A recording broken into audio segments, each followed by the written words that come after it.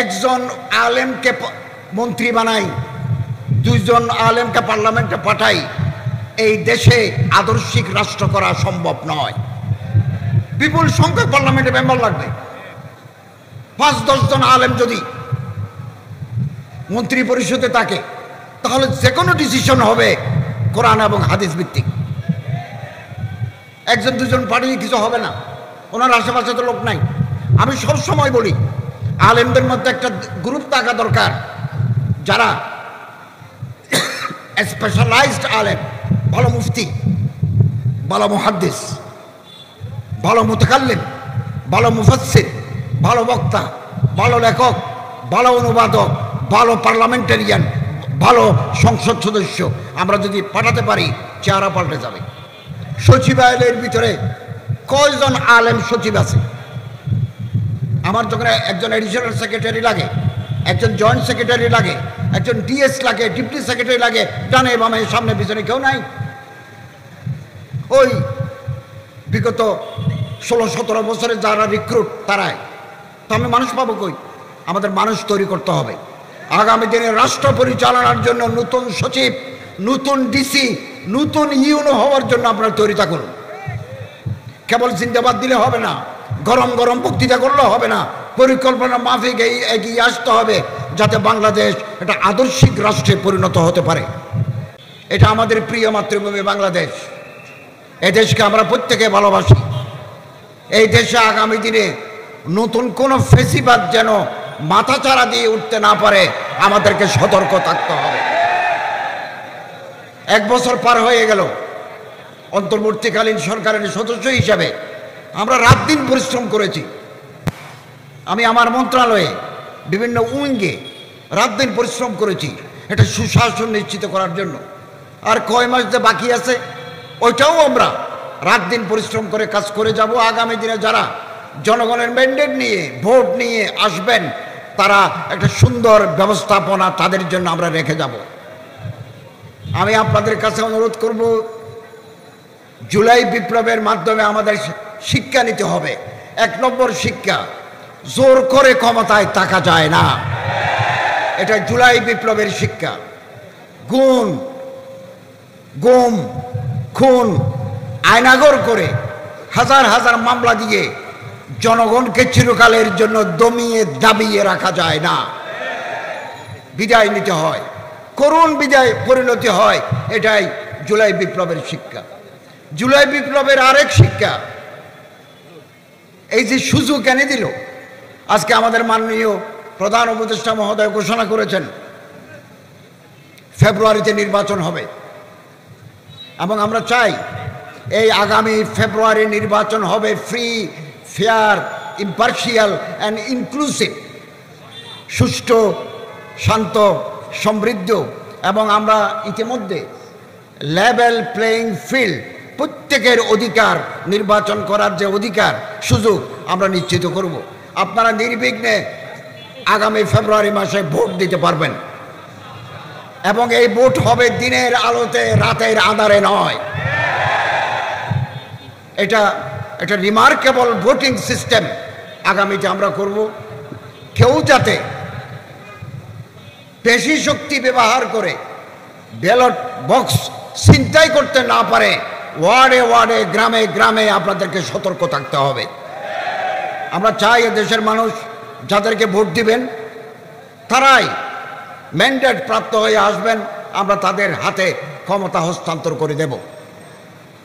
মানুষের মধ্যে একটা ভুল ধারণা ছিল অনেকের মধ্যে যে অন্তর্বর্তীকালীন সরকার থেকে যাবে। আমরা প্রথম দিন থেকে প্রস্তুত ছিলাম যে একটা পরিবেশ, সাধারণত বিপ্লবের পরে আমাদের অর্থনীতি ছিল ভঙ্গুর।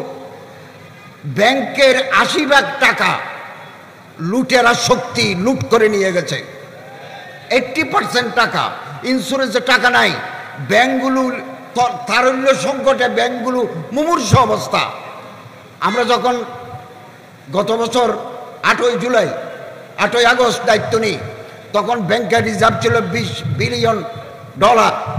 এই 1 বছরের ভিতরে আমরা $31 বিলিয়ন রিজার্ভে মজুদ রেখেছি, এবং একটা সাউন্ড ইকোনমিক সিস্টেম আমরা দিয়ে যাচ্ছি। আইন শৃঙ্খলা পরিস্থিতি আমরা চেষ্টা করেছি। 16-17 বছরের ঝঞ্ঝাল 1 বছরে পরিষ্কার করা যায় না। একটা বিশেষ দল নিজেদের লোক ঢুকে দিচ্ছে সব জায়গায়, তারা প্রজাতন্ত্রের কর্মকর্তা কর্মচারী হয়ে গেছে, অন্য মানুষ আসতে পারে নাই। এগুলো পরিষ্কার করতে সময় লাগবে। আমরা আশাবাদী আগামী দিনে যারা আসবেন তারা জনগণের পালস অনুধাবন করে দেশকে উন্নতির পথে এগিয়ে নিয়ে যাবেন। আমি আপনাদের কাছে আহ্বান জানাবো, জুলাই বিপ্লব সুযোগ এনে দিয়েছে আলেমদের এক হতে হবে। ঐক্যই শক্তি, শক্তি শান্তি। এই সুযোগ 54 বছর আর আগে আসে নাই। এখানে কোনো মিথ্যা মামলা নাই, এখানে কোনো খুন গুম আয়নাগর নাই। আমরা একজন মানুষকে গুম করি নাই, আমরা ক্রস ফায়ার দিয়ে কিলিং আউটসাইড দি জুডিশিয়ারি আমরা করি নাই। আমরা স্বচ্ছতার সাথে রাষ্ট্র পরিচালনা করেছি।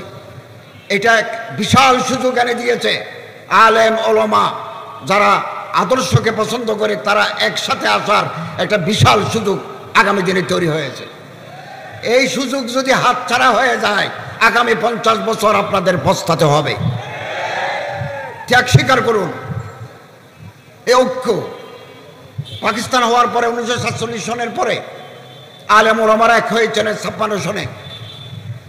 52 দফা বিভিন্ন মতাদর্শের আলেম, বিভিন্ন মাকাতেবে ফিকির, ডিফারেন্ট স্কুল অফ থটের ওলামায়ে কেরাম 22 দফা 22 নাকাত 22 ডিমান্ড করে আলেমরা একটা ফর্মুলা দিয়েছিলেন। 56 সনের শাসনতন্ত্র রচিত হয়েছে। জাক ইস্কান্দার মির্জার কারণে, পাকিস্তানের সামরিক বাহিনীর কারণে সেটা সফল হয় নাই, কিন্তু আলেমরা এক হয়েছিলেন। এখনো ভারতের যখন কোনো বিপদ আসে সব শ্রেণীর আলেম এক প্ল্যাটফর্মে আসে। এক জেহেতি কনফারেন্স হয়, দেওবনে হয়, হায়দ্রাবাদে হয়, রামপুরায় হয়, সব জায়গায় হয়। বাংলাদেশের আলেমদেরকে শিক্ষা নিতে হবে। একলা চলো নীতি আমরা কাঙ্ক্ষিত পথে কাঙ্ক্ষিত মঞ্জিলে পৌঁছতে পারবো না। ঐক্যবদ্ধ শক্তি নিয়ে আমাদের পৌঁছতে হবে। এই দিনে স্বৈরাচারের পতন হয়েছে, ফেসিবাদ বিদায় নিয়েছে। 1400 জন শহীদের রক্তের বিনিময়ে আমরা মুক্তির দিশা পেয়েছি। 20,000 মানুষ আহত, কারো চোখ নাই, কারো নাক নাই, এখনো বহু আহত ব্যক্তি। যোদ্ধা, জুলাই যোদ্ধা, বুকের ভিতরে বুলেট নিয়ে, চোখের ভিতরে বুলেট নিয়ে এখনো হাসপাতালে তারা কাতরাচ্ছে। তাদের এই ত্যাগ, তাদের এই কোরবানি, তাদের এই রক্ত বৃথা যেতে দেওয়া হবে না। গুড গভর্নেন্স যদি না থাকে, সুশাসন যদি না থাকে, দেশে প্রশাসনিক রাজনৈতিক অনিশ্চয়তা দেখা দেয়। বাংলাদেশে আগামী দিনে আলেমরা যদি এক হতে পারেন, আমরা যারা হাম ফিকির, হাম মকসদ, হাম মশরফ, হাম দিল, হাম খেয়াল, একই চিন্তা চেতনার মানুষরা যদি আমরা এক জায়গায় মিলিত হতে পারি, নতুন প্রবাদ সূচিত হবে, নতুন ইতিহাস রচিত হবে আগামী দিনে। আপনি কল্পনা করতে পারবেন না। আসুন, এর জন্য আমরা প্রস্তুতি নিই। ওয়াকফ প্রশাসনকে আমি নতুনভাবে সাজিয়েছি, খুব ভালো একজন অ্যাডমিনিস্ট্রেটর দিয়েছি। আমাদের হাজার হাজার ওয়াকফের জমি বেহাত, যুগ যুগ ধরে রাজনৈতিক নেতা, রাজনৈতিক কর্মীরা খেয়ে ফেলেছে। আমি এগুলো উদ্ধারের কার্যক্রম শুরু করেছি।